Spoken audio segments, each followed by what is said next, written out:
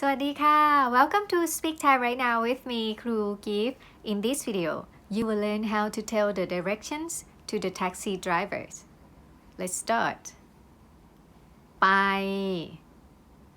ป means to go, and then you follow by the name of the place that you want to go. For example, ไปสนามบินดอนเมือง Go to ดอนเมือง Airport. เลี้ยว means to turn. ซ้าย means left. เลี้ยวซ้าย means turn left. ขวา means right. เลี้ยวขวา means turn right. ตรงไป means go straight. กลับรถ means to make a U-turn.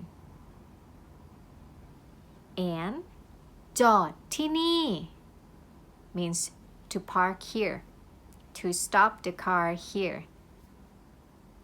I hope you enjoy your ride in Thailand. If you like learning Thai with us, follow our channel and see you in the next video. สวัสดีค่ะ Bye